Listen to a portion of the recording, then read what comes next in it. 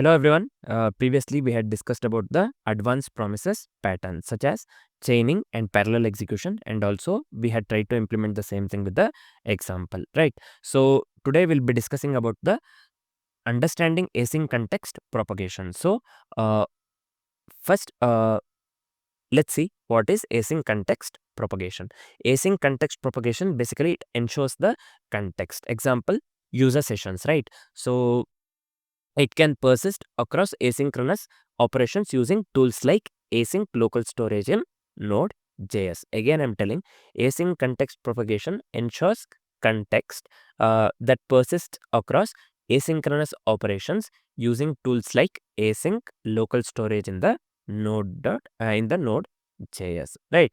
So let's try to implement the same thing with the examples. Right. The first example that we are going with is context propagation with async local storage, and the second example will go with the manual context passing. Though, so the first example is going to be easy. This is just the context propagation with the async local storage. It just come here very quickly. Let me give here const. Let's make use of async local storage, right? Local storage.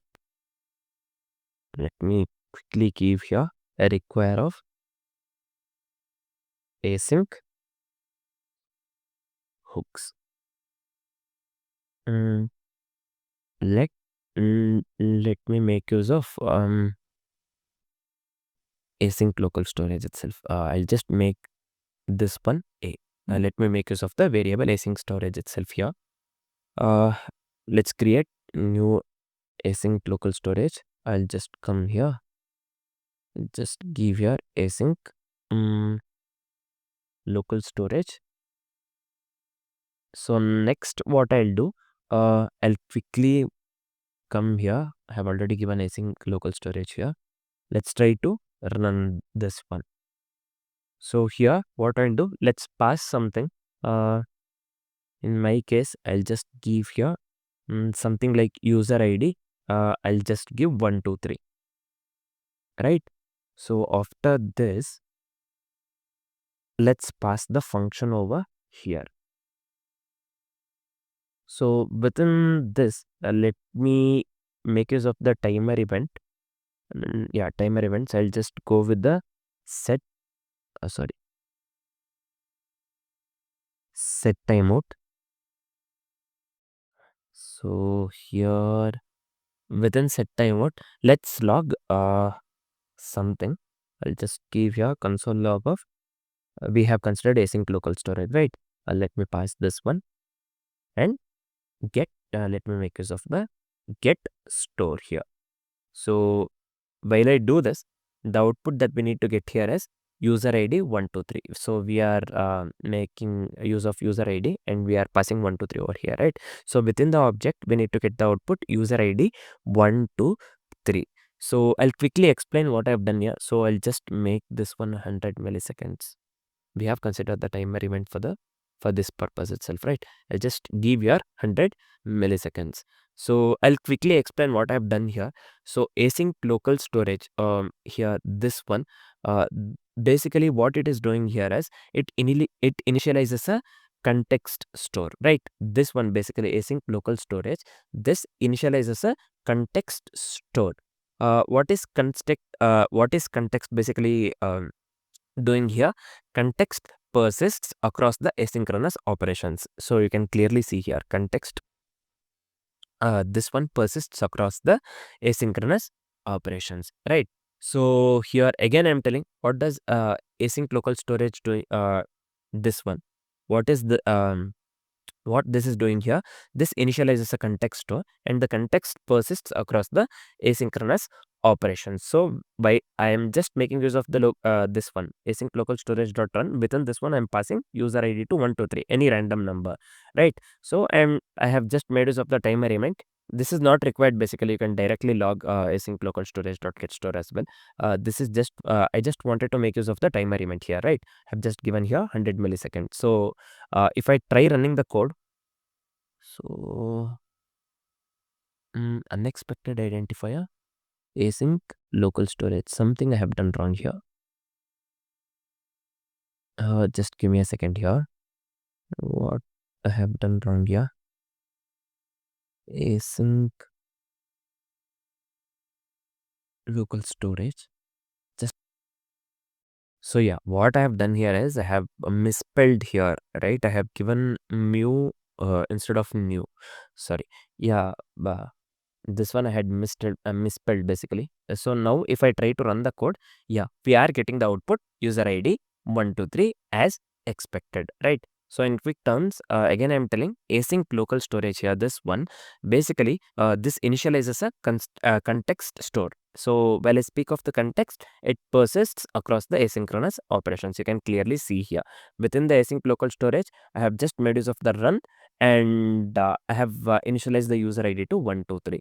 So within the object, right? So I've just made use of the timer event so that this exists after 100 milliseconds. So we are getting the user ID 123 as the output. I hope the concept of this one context propagation with async local storage is completely clear. So next, let's go with the topic manual context passing, right? So I'll quickly delete this one. Let's take a simple example for this. So while I say manual context passing, let me consider quickly here. Instead of explaining, I'll just give here context equals. Um, let's pass something. In the previous example, we had considered user ID itself, right? I'll just consider the same thing here. Let me pass user ID 456 something. I had considered 123 last time. I'll just give 456 here. Next, let's create a function. Sorry. Yeah. Just give me a second here. Let's create a function name something. I'll just give here the name of the function. I'll just keep it as log context because it is relevant to this one, right? I'll just pass ctx or something. Let's make use of the timer event. I'll just give you a set timer. Sorry. So just give me a second here. So let's log something here. I'll just give you a console log of, we have passed ctx as parameter, right? Yeah, I'll just give you a ctx dot what we have considered here, user ID. I'll just copy the same thing over here. Let me pass user ID here. So if I log this one, we have to get the output 456, right? Let me do one thing here. Let me pass, let me give 100 milliseconds delay, and also let me come here. Let me pass the function name log context of context, right? So yeah, I'll just give here context. So we are trying to log the user ID by making use of the ctx here, right? So the output then that we need to get here is 4, 5, and 6. I'll quickly explain what I have done here. So here we are passing the context manually to the asynchronous function, this one here, right? We are passing the context manually to the asynchronous function. So, and also we know that values are accessible within the asynchronous scope, right? This one, values are definitely accessible within the asynchronous scope. So that is the reason if I'm trying to, if I try to log this one, user ID by making use of ctx, the parameter that we have considered here, ctx.user ID, we have to get the output 456 as values are accessible within the asynchronous scope. So also we have passed on the context manually to the asynchronous function. So let's try running the code. Let's see what output we get. So here, oh yeah, this one set. Yeah. So let me run the code again. So yeah, now you can clearly see we are getting the output 456, right? So again, I'm telling here what we are doing. We are passing the context manually to the asynchronous function, and also the values are accessible within the asynchronous scope, right? So that is the reason while we log the user ID with the help of ctx, we are getting the output 456. So I hope the concept of manual context passing and also the context propagation with async local storage that we had seen previously, right?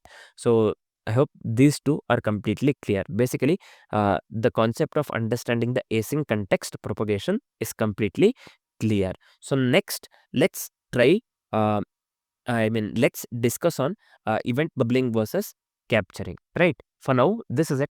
Thanks for watching, guys.